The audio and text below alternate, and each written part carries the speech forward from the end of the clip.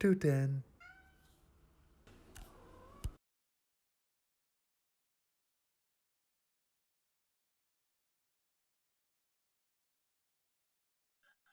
Hello, hashtag VersTEAv family, and welcome. It's week 210. I'm Aaron Mack, here with my good friend, Basic Complexity, Kevin, and I will start off this week asking share, subscribe, and share again, but I will go right into the number, what makes the number zero significant for me, or as it relates to this, the full number 210. So, 210 is a route in the lovely state of Maryland. And I remember I once very seriously dated this guy who lived off of Route 210 in Maryland, and well, like way like back, honestly kind of in the cut of 210, but way off on 210. And it was so I was like in my 20s at that time. I was very attracted to him as he was attracted to me. Like we were really into each other, but there was just some like I would F up some really good potentials back in the day, and he was no exception to that rule in that he he owned his own house out in that part of town, a Prince George's County house, and all of that. But I was so ridiculous because I was like, well, I'm only in my 20s, so I don't know if I should be dating someone who owns his own house. It just feels so uh, inappropriate, like maybe somebody who uh, has a nice apartment or owns their own condominium, but I don't know about owning their own house. No. Now also, and that's their own house with a front yard, backyard, garage, all of that. So that wasn't the only thing that like led to our ultimate demise, but there were a number of things, that being one of them in my mind, because and this is, I can be so insecure. Why am I so insecure? I used to kind of fear, and I'll be honest with y'all about this. I used to kind of fear that he would, if things went south in our relationship while I was there at his house or something, and he was like, well, F that. If you're not gonna date me, you're not gonna be with anybody. I'm gonna keep you in the basement of my house. And that was a legitimate fear of mine. I was like, he has his own house with his own basement. He could lock me in that basement, and I would just be forgotten about. Like not really, but that was a ridiculous fear of mine because of the fact that he, like me, also had a quirky personality. And I was like, yeah, people with weird personalities like me, are weird. So maybe he's like extra weird. And maybe he would do that to me. It was ridiculous. Oh, also, he was the one guy that I've dated who went with me to mental health counselor for couples counseling. Like we really tried to work it out, but again, at that age, I was just ridiculous. And like I said, he is actually older than me because I love me some older dudes. But he was a '70s baby, so he's not that old. Anyway, Basic Complexity, take it away with the new song, my friend. All right. My new song pick for this week is actually titled "The Girls" by Sierra, and actually I kind of like the track.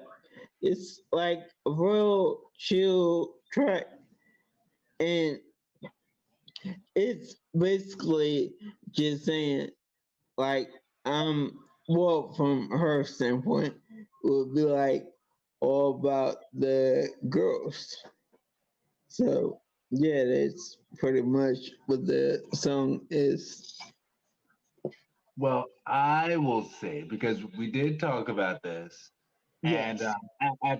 I listened to it, and I was like, yeah, I'm not familiar with that song. Let me go ahead and give it a listen. And I asked Alex to play it, and I realized that was that song that a lot of people talk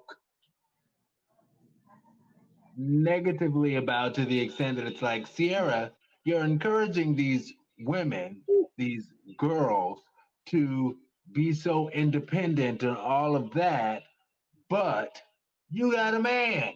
Not only do you got a man with a kid, and he's your husband. You know, and you're encouraging people, well, if you want to stay solo, just go ahead and stay solo. And I feel two ways about that. One, I'm like, yeah, you know, Sierra, you got a man. We all trying to get a man. What you talking about? The other side of me is like, but maybe that's the step that we need to, or part of the steps that we need to get to the point that we accept everybody with however they want their life to look, if Mhm. as long as they are sincere, you know, about how their life looks. And if somebody's like, if they feel that they want to be solo, cool, you know, Sierra the girls, whatever, you know. And those people should be able to do that if that's what they want. Just like we had Chelsea Handler, a clip a few weeks ago, talking about how a lot of, what was it, in the year 2030 or something, 2030, yeah, 40% of women age 25 to 45 will be single and childless. And Chelsea Handler was like, so what? I am that right now, you know?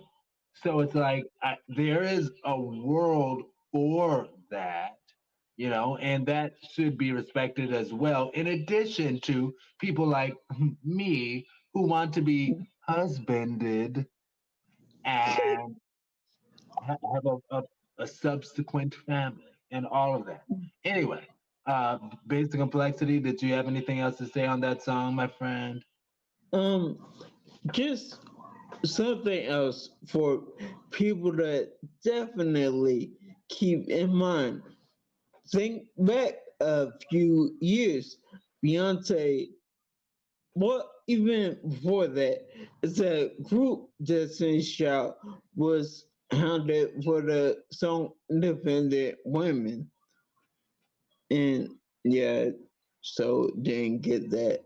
But then years later, Beyonce as a solo artist was hounded for Run the World Girls, which I didn't quite understand what the That's issue actually was. around the time that you and I first became friends. But Yeah. yeah, as far as Run the World Girl, I too don't understand that. Well, yeah, she did have some lines talking about women being independent and everything. And at that point, she was already married to Jay Z and everything. I again, I feel two ways about them, about it, and that it's like, ultimately this way outshines it. I do feel that people should have a right to live whatever life they feel is best for them. Yeah. That at the end of the sentence. And it's so funny. I said that at the end of the sentence. And anyway, but yeah, that at the end of the sentence. People should be able to live whatever life they feel is best for them. Right. Acknowledge the, anyway. Um, So my older song, it's it's quite older. Actually, no, it's not quite older. It's from 1998, and it's I Got the Hookup from the I Got the Hookup soundtrack by Master P featuring Sons of Funk. And that was early in my days of when my family first moved to New Orleans. Now, again, we first moved to New Orleans in 96, right? And I remember Master P was like coming up around that time. And I'm like, oh, it's so cool that my area of local music is coming up. It's like it's a thing. The world knows it. Yeah, and Master P was one of those first people. And as far as that song, it is a song about. I initially kind of took it like, well, yeah, it's a comeback song of I'm in a better place now, and it is kind of that, and it is also referencing the sadder parts, like the bridge, Sons of Funk. And I love me some Sons of Funk. They sing their butts off. Sons of Funk, they say something happened along the way. The love that we shared is gone away. We tried and we tried for a better day. For that day, girl, I prayed. Don't want to go on. I know that was all flat, but it was just in my spirit. It was in my spirit. I love that song. And before I go into all of that, you remember that song, don't? I was talking to you about that. Don't you lie and say you don't. All right, then I won't say it. You said you do remember it. I don't recall saying that. I got the hookup. Holla if you hear me. I got the hookup. All right, that part I do slightly remember.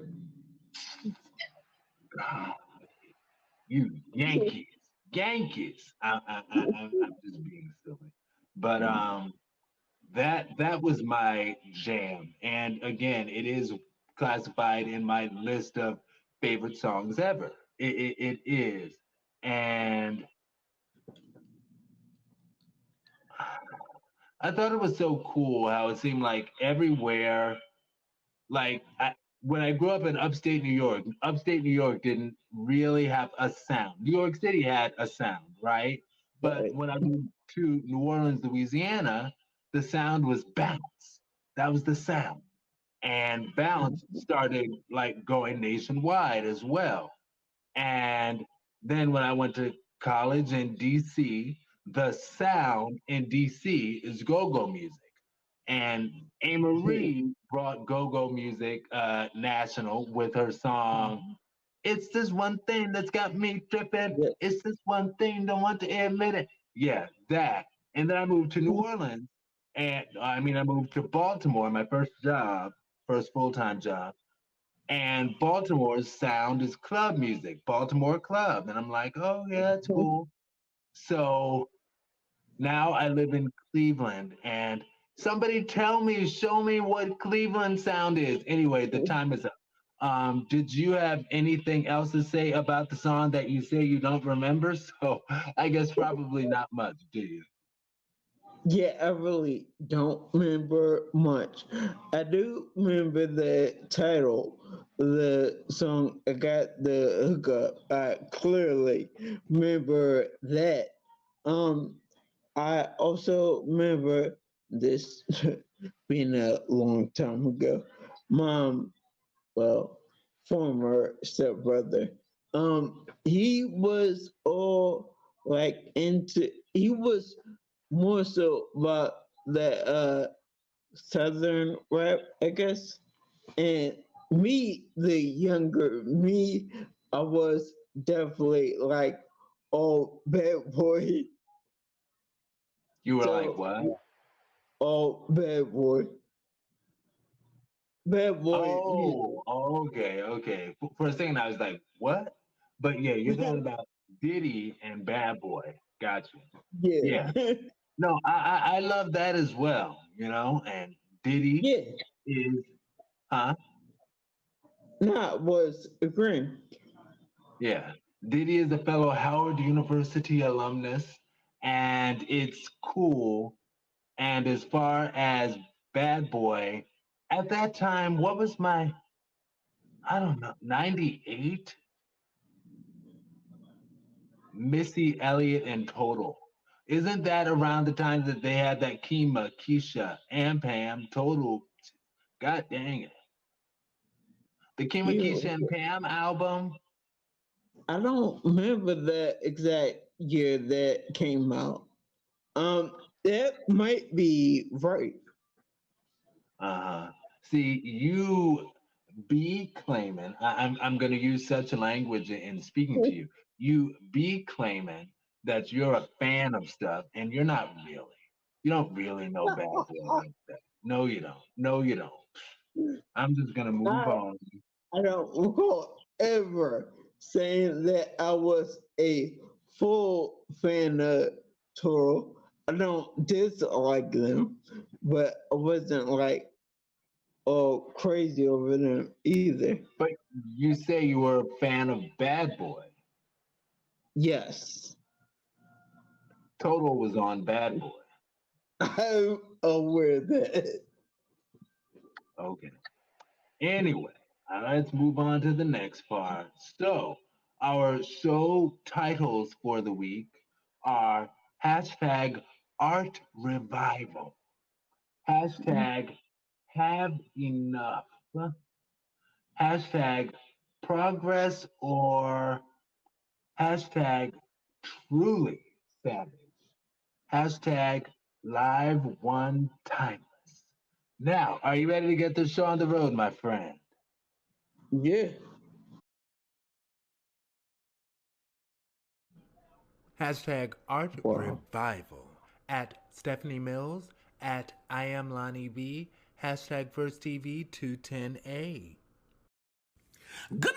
Hey, it's me, Lonnie B. Now, I don't know if y'all know, but Beyonce just kicked off her Renaissance World Tour in some country, girl, I can't pronounce. And all the people been sharing their opinion, their thoughts, their feelings about her, saying she looks stiff. She ain't moving hard enough. All she doing is waving her arms. They are entitled to say what they want to say, and so the fuck am I. Now, first of all, Beyonce got the work ethic of a construction worker, a woman that was raised in a farm, and she been doing it since the age of 9, performing in front of the world consistently for 20 years plus. And within those 20 years, this woman has been on stages doing back bends, changing herself into the lowercase letter N, rolling her hips real hard and aggressive like a loose wheel going down the hill. She done fell on the stage, hit her chin, bust her knee, and she still got up and did the Harlem Shake. Her hair got caught in the fan, and she still hit the opera notes. She got 3 kids, had 1 miscarriage, and she's still Owen. Y'all know what this woman can do? Now she bought you a show with production, bitch. She got a tank on the stage, bitch, okay? She running over you bitches.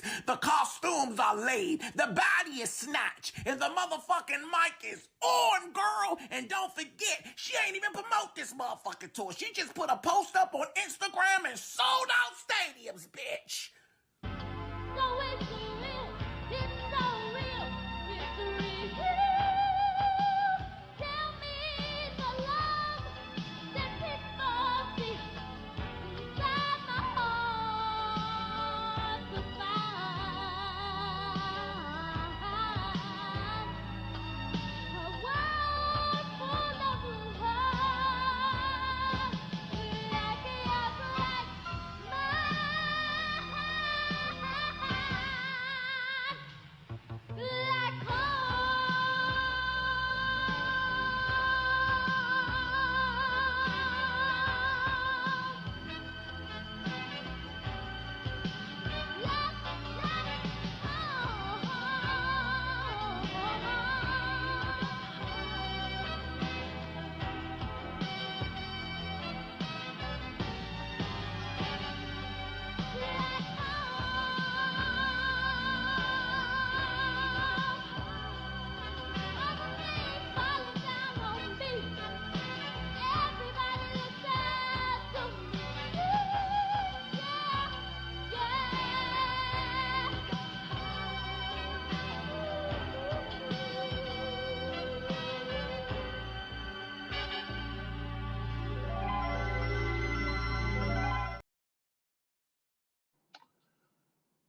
I was quite impressed, honestly, because that I don't normally love like kids singing and stuff like that, but even as a little kid, Beyonce, you could tell like she had something, and her even that little two-step that she did, and she had a voice. She has a voice, you know, and segueing from I also side note love the fact that she clearly was singing the Stephanie Mills album version of Home. So not just the movie version, but the actual album version of Stephanie Mills' Home, which I'm like, ooh, that makes me love Miss Tina and Mr. Matthew that much more. But that's just another story. Anyway, Beyonce equals exceptional, period. And ever since she was a child, and she gives so much to us. And as far as people complaining, I almost cussed, I didn't have to, but as far as people complaining about her not dancing as much as she once did on this Stockholm, Sweden debut of the Renaissance tour, it's like, but like, uh, what if she's hurt or something? And dancing like that gives her so much pain. And she would always just deal through it. But now it's kind of just too much. Like what if she's like a cat, you know? And I question with people responding like that if we even deserve a Beyonce tour. Because I'm like, how dare you? How dare people? Like, stop. Like, she has given us so much. Like, and she's still giving us so much, still giving us so much. And it's like, also, I'll shout out the fact that based on the little clips that I've seen, the Stockholm, Sweden show. Like she's now also featuring just doing that stand up and belt thing that I, as a Whitney Houston stan, love. I love to just stand up and sing things, stand up and blow us away. And it's my understanding her opening song was Dangerously in Love, which is actually one of my favorite songs by Beyonce. And I think she does an amazing job performing that. My connection, I'll say, y'all better stop hating on my early 80s sister, Beyonce, because she is giving us what we are getting. And you better learn how to be thankful. And I'm not going to lie, I get a little emotional about, I was able for my 1 minute. Basic complexity. Okay. And I'm just making sure I'm in the right spot. All right. So after hearing that, I could honestly say that is nothing but truth. Um, Beyonce, Beyonce has that drive, definitely that drive. Um, she has always had to give an impeccable show. Um, no hate, no hate at all, at all. um,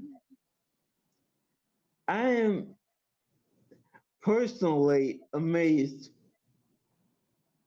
at the showmanship of her and the late Michael Jackson.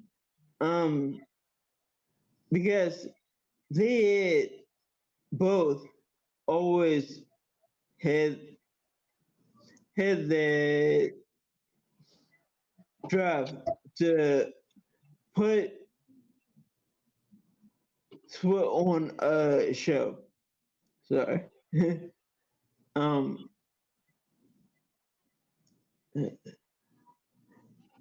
people need to really be realistic and realize that she is a human being first and foremost. Um,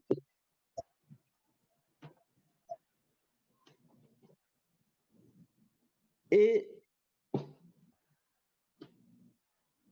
oh, human being first, mother second, mother to 3 kids, mind you. Um,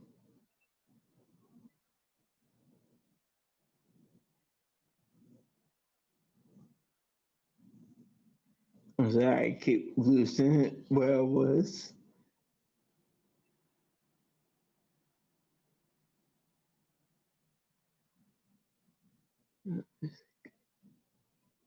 And um, and is in no way, um, in no way, I'm in no way calling her old because for the record, she got me by like 2 years, so I'm really right behind her. All right. And yeah, And I will say for my 1 minute, my one square, part of what, and continuing with you and what you said as far as her being our fellow early 80s sister, you know, and the fact that she's giving us what we are getting, period. Thank you. I get emotional because I remember Whitney Houston's tour for I Look to You. And that actually, in that case, was her last tour.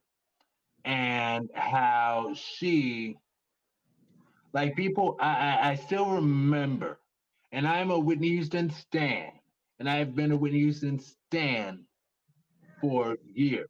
Actually, I loved Whitney Houston since I was a baby. Okay, and she came out when I was like one, and I get emotional because I still remember when she did that I Look to You tour, people were actually booing her, booing Whitney Houston. And that now Beyonce, they weren't booing Beyonce at all because the Beehive would kill her, right? Nevertheless, it's like, okay, I'll say my one sentence. And I say that we are like rowdy kindergartners. We don't deserve a tour, people. Okay? Renaissance is a retirement album. I believe she has said that before. And I will say, screw my wants, but I want Beyonce to be able to retire at the top. She has earned it. Golly, I remember in the days of Destiny's Child, she was talking about how she wanted to retire at 30, you know? And she's like, yeah, I'm working so hard because I want to retire at 30. Anyway, but I would love to see Beyonce with her husband, Jay-Z, and their kids just continue to grow their billion, like together, like in business, like just be that kind of executive. Yes, talk about Beyonce and Jay Z now, like the wealthiest power couple, period, in business. Business. And she won't have to go out and give us tours, you know? She could pull a Rihanna as far as I'm concerned. Be like, BITC, I am not gonna give you any more music. Y'all don't deserve it. F it. I'm just making my money with my husband and our kids. Thank you. Basic complexity or one square. uh, um,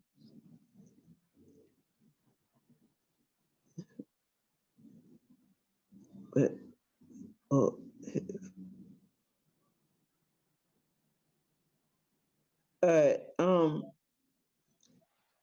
basically, it's like she is amazing in her work.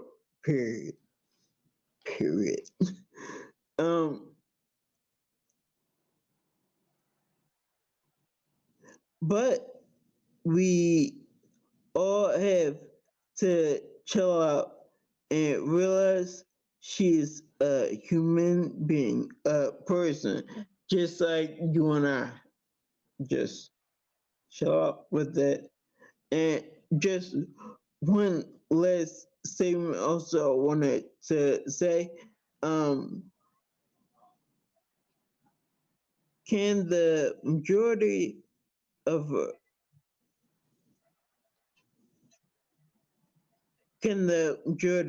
us match her work ethic? Probably not. Maybe some, but probably not. I'm not even gonna fake with that one.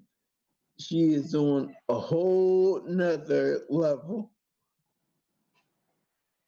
And that's what I got. All right now. So, and are you ready for the next topic? Yes.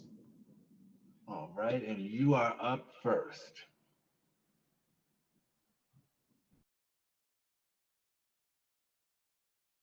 Okay. Hashtag have enough at Focused on Infinity, hashtag VersTEAv210 Text. Richard Pryor and Dorothy Fuldheim discuss poverty, starvation, and homelessness in America. Nobody has to go out in the corners to beg. You can go and get medical aid. Nobody lives in the streets. There's some people that live in the streets. Here in this country? Yes, ma'am. Well, they don't have to. Well, tell them. I don't believe that. Are you telling me that I'm not being facetious. No, I know you're not. No. You're telling me that people have to sleep in the streets like they do in India? Yes, ma'am. But they don't. Yes, ma'am. They sleep in the streets and they die here in America. Well, they die anyway, even if you sleep in a bed. You just described a number of deaths. No, I mean, like in India, you die from starvation and stuff. Well, you don't die of starvation here. Yes, ma'am. You can always get some food. We have. I know we have it, but we don't always give it.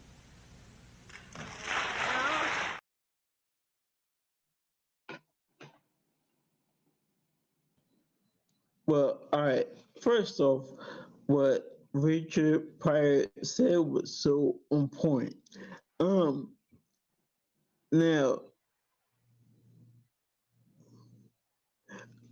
well, let me start this over. First off, I have to give much respect to the late comedian and MS warrior Richard Pryor. Because for those of you that don't know, he had multiple sclerosis also.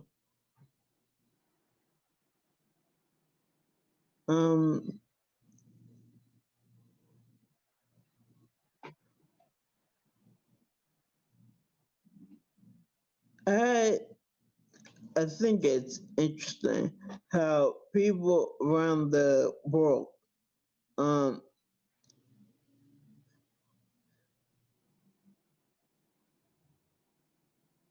and I so lost where I was. And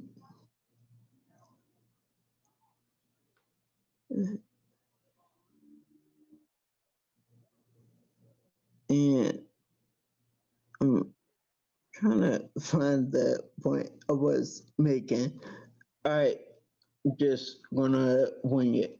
I find it interesting how people around the world believe that the U.S. is number one in everything and doesn't have any problems, whereas a citizen of the United States, I will tell you all, we're not perfect. Trust and believe the U.S. has its share of issues. that aren't shared with the world. But yeah, definitely with the issue with homelessness and more or less feeding the hungry. Can we do it? Yes. Do we do it? No. That's just what it is.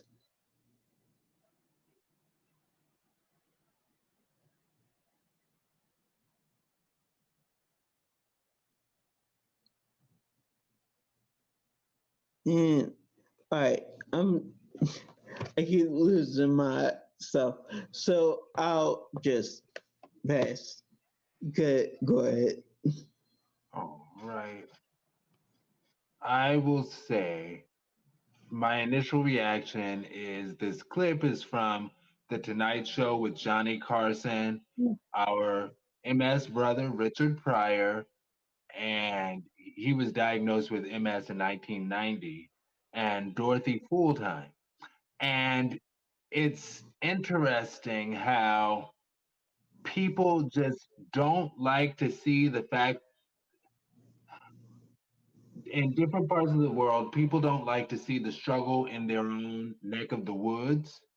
And I get it. Like she sounded like she was a very sincere woman. Dare I even add kind to her based on that small clip. But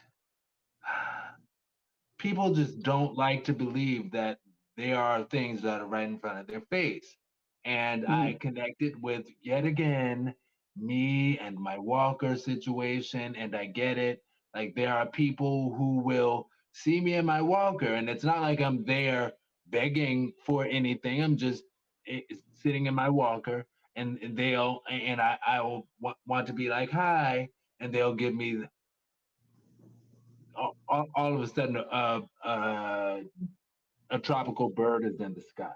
I don't know, but it's but I realize people also do that to homeless people, and That is that's unfortunate. And it's kind of like the, in my opinion, excellent Lego movie that I saw with my little brother years ago when they sang the song "Everything is Awesome," and that was the point, because they were showing that everybody's sort of just in their own world and would just rather believe that everything is awesome, instead of acknowledging that there is struggle in the world. And I will be honest, as far as the movie Matrix, I would probably be a blue pill kind of person. I am. I'm not going to lie. And I talked with Kevin a few days ago, about, I was like, I wonder if I was like that before I had my situation needing like a walking assisted device and stuff. And I was like, but no, I wouldn't treat homeless people that way, because I even did research on it and how homeless people just like people to acknowledge that they exist, like just give a hi, and not so much a hi, how are you doing, but like don't do the whole, oh my gosh, is that a pterodactyl? Don't do that to them, you know, but acknowledge that they're human. And that's what people want. And I'm like, but no, I didn't do that. But I will save this for my 1 minute because it's something else. Basic complexity. What's your one square? all right.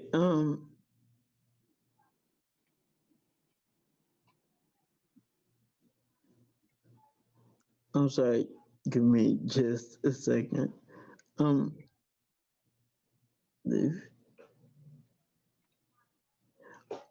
all right. Pretty much to just take time to fully understand a situation before before making a judgment.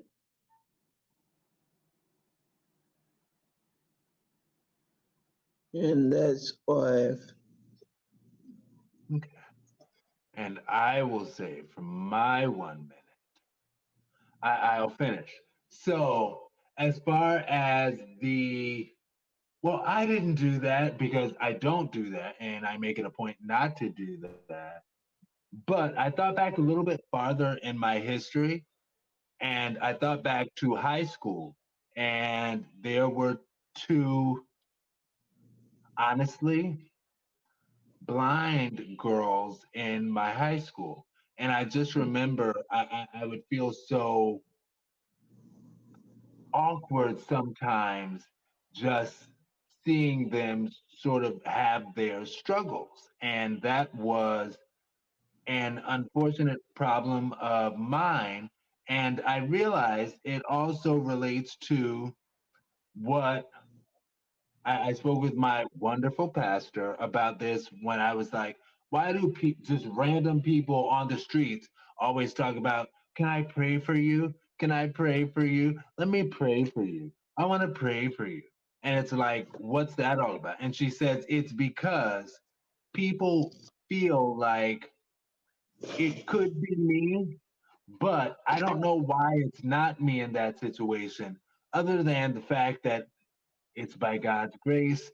And I pray I must be more blessed than he is. So he must need to pray. Let me go ahead and do my one sentence. Maybe a first step solution to our world struggle is to understand that, yes, it could be me, but let's acknowledge that there is a problem and work together to improve things and improve things for all in the world. All right. And you ready for the next topic? That's it. Letter C. Share, subscribe, and share again. Thank you. Thanks. Thanks.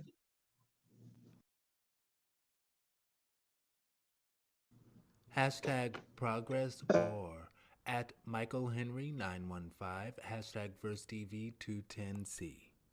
So what are you up to tonight, Kenny? I'm going to the crapshoot. And what about you, Michael? Crowbar for craft night. Ew, crowbar. I don't go there anymore. Why not? Because it's not a gay bar anymore. But it's a queer bar. Well, I'm not queer. Yeah, you are. No, I'm not. But I once saw you face down, ass up in the Ramada parking lot with a cardboard cutout of an arrow pointing to your hole. And I once saw you blow a DJ. Right, I'm a gay man. I only date men. I only men. I only blow DJs. Well, queer is an umbrella term. I just think the term queer minimizes my experience as a gay man. What does any of that have to do with what clubs you go to at night? Well, when I go out, I like to be surrounded by other gay men. I don't always want to bump and grind with a girl on the dance floor or share a unisex bathroom. What bars or clubs do you expect queer people to go to then? Queer bars! I'm not saying queer bars shouldn't exist. I just don't want to go to gay bars that have turned into everyone bars. What? I don't want to go to my refuge, a gay bar, and see a man and a woman making out. I can see that at CVS. But they could be bi or queer or... Sure! So this is why you don't associate with the label queer? Yeah, and when I was a kid, it was like a really derogatory term. Like, the people who call me queer in the cafeteria weren't trying to form a community.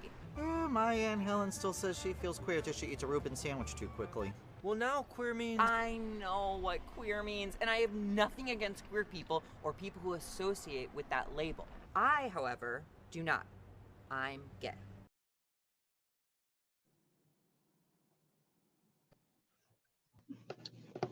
Okay. There we go. This is actually interesting. Because I actually feel the same way that God did about the word queer. I'm like, I mean, if it works for said person, then hey, do your thing. But it's just not something I am all about. acknowledging or going along with. It's just not my. It's not my choice of. Guess would say wouldn't use that word queer to define me directly. Now, I do remember years ago when I was significantly younger, and it wasn't done to me, but I definitely remember the word queer being derogatory, and it's just not something I wanted to, I guess you'd say, on some level, associate myself with the word queer. I mean, much respect to them, more power to them, but that's just not my definition of myself.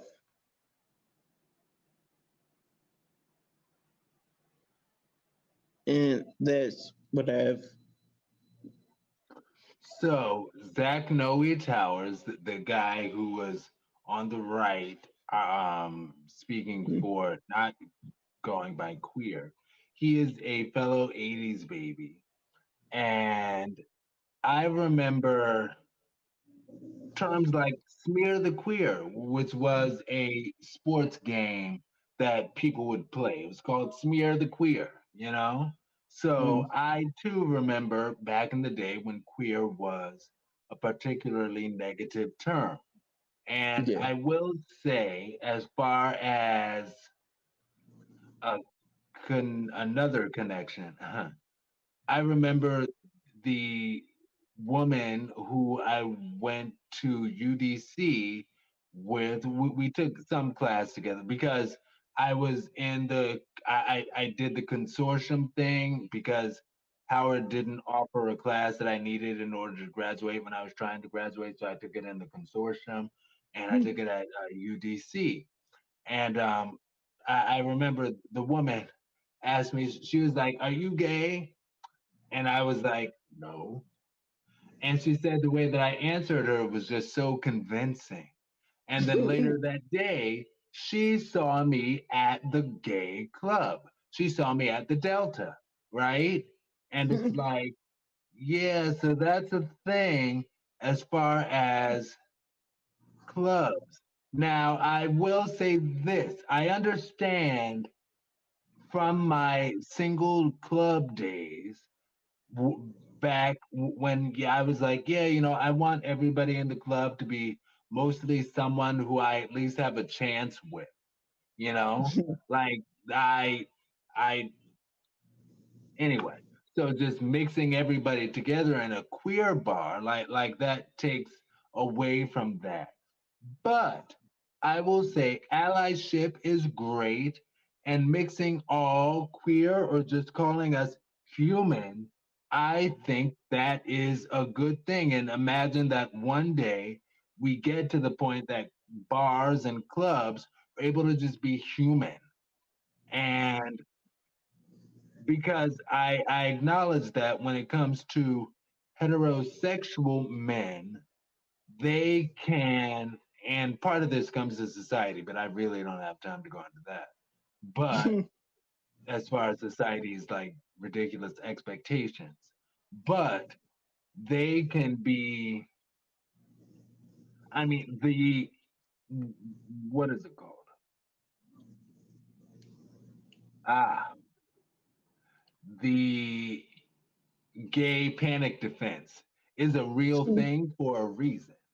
you know, as awful as it is, that's a real thing for a reason because there are some hetero people, generally men, that don't like, that can violently not like a gay person hitting on them.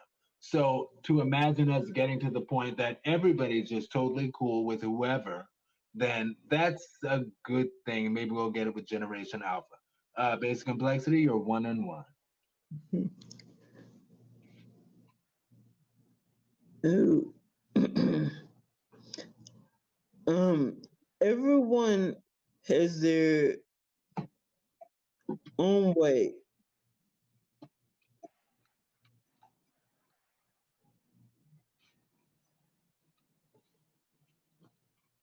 Um, yeah, everyone has their own way, only their own way.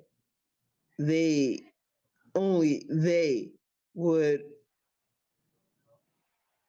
would like to be addressed. Um, and yes, definitely a thing. Um,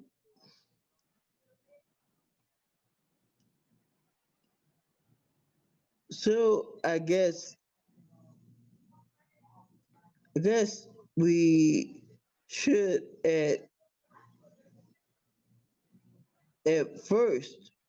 I'm sorry. Um,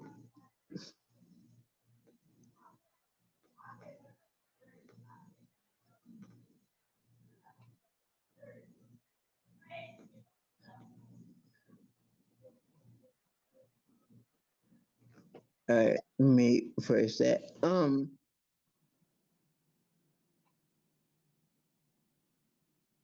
So I guess we should all just respect that that each other with should address each other with respect. Excellent. Yeah. Now, I will say that for my one squared,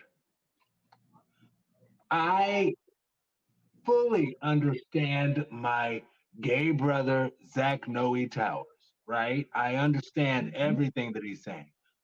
But, and I have to throw in the but, I am always team open the borders, tear down the wall, right? Because I do see benefit in people being united together. I don't think, and again, maybe Generation Alpha will be ready for that. And I think we're starting to be ready for that with Gen Z. But there are still some people out there who get a crick in their neck if a homosexual person tries to holler at them. That's a problem. But maybe one day we will get to the point that everybody's just totally cool with everybody being themselves, living their truth, and be able to just be like, if somebody hollers at you and you don't want them, just be like, no, thank you. And, or it doesn't even have to be a big deal. Just be kind with your no. Anyway, my one sentence is again, well, I understand that some hetero men have the whole gay panic defense thing, and it's not just hetero men, but the gay panic defense is probably predominantly for hetero men. Yeah. And maybe one day we will get to the point that we no longer need to separate at all our clubs because everybody will understand that if you want somebody, you can agree. If you don't want them, you can disagree. And there will be minimal pushback, period. Because as I was saying it, I'm like, that also applies to women turning down men that they're not interested in. Because sometimes people will, and I don't want to gender this. So sometimes people will hear a no and just take that as an opportunity to fight harder. Mm-hmm. So maybe one day we'll get to the point that everybody is just like, it accepts a no with minimal pushback, you know, Right. minimal. Anyway, that was okay. You ready for you want to say something? Just wanted to, I guess, kind of add on to what you said earlier Mm-hmm. about Gen Alpha. Um, like prime example with the whole gay acceptance thing. Yeah, and mine is sort of with Gen X, but I'm sure it's sort of before then. But Gen X made it a little easier for Gen Y, aka millennials, and we made it a little bit better for Gen Z. And yeah, Gen Alpha, they organized so much of an easier time than we did. Comparatively, yes, and Yeah. that's a good thing. There's as sweet as it would be to believe that, oh, with Gen Alpha we'll reach a perfect utopia. Maybe, maybe not. You know, but we will certainly have significant progress or continue the path of progress. Hopefully, prayerfully. Yeah, I see us just moving forward, only moving forward. yeah, we're just looking out for the upcoming generations and on some level training them or teaching them the way we had to deal with things. And the fact that it's a little bit easier for them than it was for us because we did not have capable trust and belief. But yeah, things over time are getting better. Each one teach one. All Yeah. right. And the next one, I am first Mhm. for share, subscribe, and share again with a friend. Thank you.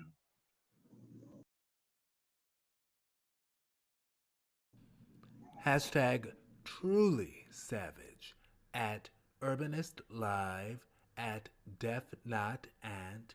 Hashtag VersTEAv210 This is the New York City Museum where a Congolese man was held captive and then later on displayed with monkeys in the Bronx Zoo. In 1883, Otobenga was born in the region that is now known as the Congo in Africa. But a few years later, the Belgian military under King Leopold attacked his tribe and killed his family. Otobenga was later captured by an American businessman and taken to the 1904 St. Louis World Fair, where he was displayed and labeled a savage and a cannibal. But at that time, he actually befriended a famous Native American man named Geronimo, who was similarly exploited. After that, they took Otobenga here to the Museum of Natural History in New York City, where they held him, but he resisted and he threw a chair at some wealthy funders who were visiting the museum. They notoriously took him to the Bronx Zoo, where they displayed him in a monkey cage. Black American leaders like Reverend James H. Gordon protested, and they were able to get him released, and they took him under their care down in Brooklyn. But later on, Otobenga grew so depressed that he would never go back home that he ended up taking his own life. Let us know if you heard about this story before. Stay curious, my friends.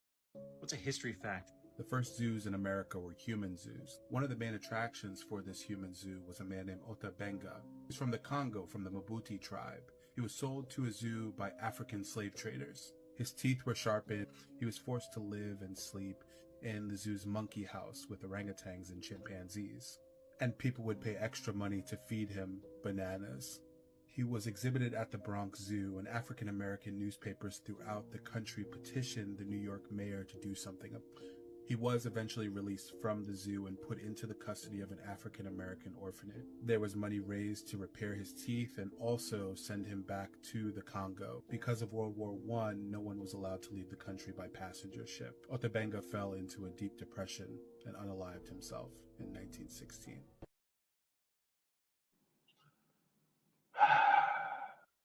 Wow. Heartbreaking. And I will say Otobenga is a fellow 83 baby, so I particularly connected with that. Now, granted, he's 1883 and we're 1983. Yeah, that touched me a lot. And thinking about his whole teeth situation and how they shaved his teeth like that to try to make him look even more of an animal. And it's like, I know particularly way back then, the technology wasn't there, but it's not like they even cared because they didn't see him, they didn't see us as human. So they didn't care about the pain that he went through as they were shaving his teeth like that. That is heartbreaking. And I understand his whole, he committed suicide about 32, like right at 32, because that 1916 is the year he would have, nine, anyway, between 32 and 33. But he, I get it because it's like they went through all of that to like build it up, and it's like, yay, we're gonna send you home, friend, and then to find out, no, you're not gonna be able to make it home. Even though the MFers, and I'll use that much of a cuss, killed his whole family, killed his whole tribe, it still probably would have been nice. Well, not probably. It still would have been wonderful, or in comparison, to be on your homeland, in your home shores, to find out that you can't, like that's trouble. Anyway, a connection of mine is that I spoke with a connection of mine about it, and I was like, oh, and when I heard that story, it was just so heartbreaking. It's heartbreaking. And his response to me was, well, it's a luxury for you to be heartbroken and feel sad about this thing that happened 100 years ago, considering the things that are still going on today. And I was like, well, why would you say that? And he was like, well, are you heartbroken about the things that are going on today in Sudan? And I was like, I don't know what's going on. Are you heartbroken about the things going on today in Ukraine? Well, I mean, I heard about it, but I don't know. Are you heartbroken about the things going on in Libya? And I was like, well, I don't know. So all of that to say, there are a lot of ridiculous things that still go on in the world. In the words of, I'm going to quote Olita Adams yet again, will we ever learn this complexity or why your time? All right. I have to say that after hearing this is just uh just another part of the dirty, very dirty history of the US. Several politicians are trying, well, desperately, to sweep this under the rug. And yeah, that's pretty much what they do.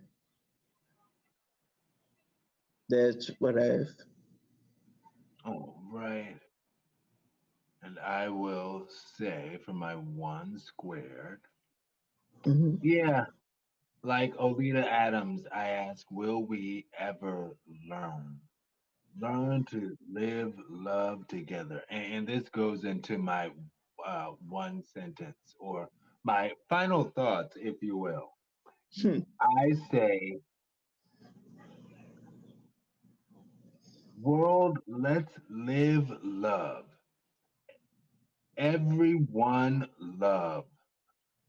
Love is perennial as the grass.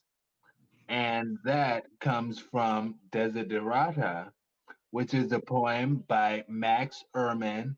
And I'll shout out the fact that he did that poem, which is one of his most memorable writings. It's gone down in history. My mom introduced me to it right after high school. He did that poem when he was 40, the year he turned 40. And it's like, wow, somebody making such substantial contributions to life, to the world at 40, because that is an amazing poem. And yes, again, the Love is as perennial as the grass. And the building blocks are there. Let's open our eyes.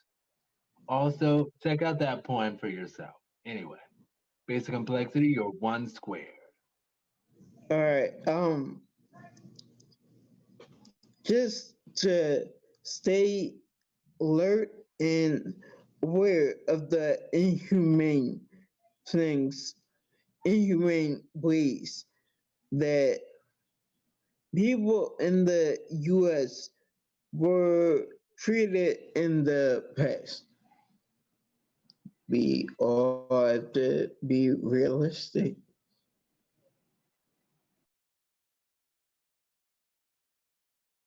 All right. So now we are at the point that we will close the show and bid YouTube adieu. And this has been hashtag VersTEAv week 210. And I'm Aaron Mack. And you can find me, Aaron Mack, at VersTEAv210. That's AARONMCK at VersTEAv.com. You can find VersTEAv all over, hashtag VersTEAv. Just search us up and you'll find us. And you can also go to the website. Oh my gosh, I didn't say that last week. www.VersTEAv.com. And Basic Complexity, where can we find you, friend? Well, I guess it varies on the situation, but I could definitely be reached also at VersTEAv.com. You all could even shoot me an email at basiccomplexity@VersTEAv.com. And that's BASICCOMPLEXITY.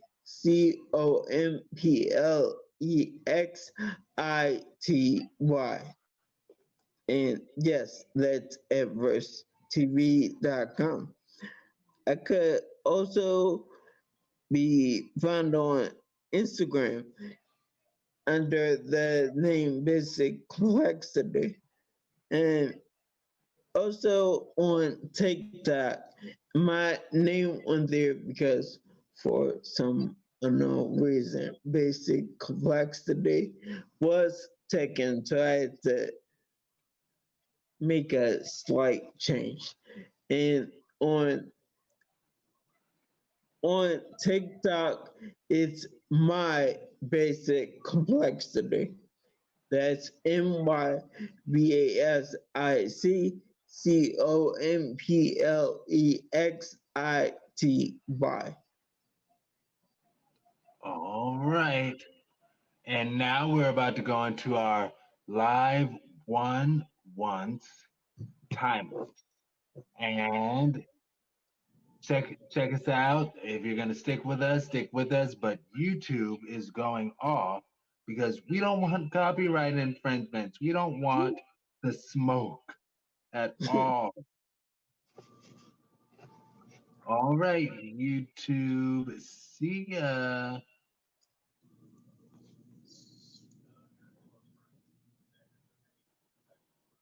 Okay. Now, are you ready for our fun music segment? Yeah. Oh, it looks like we got a comment. Day the QT. Hey, friend. Haven't seen you in a minute. And Pink. Well, actually. Oh, it's from YouTube. Darn it. Okay, friend. Well, thank you. And here we go with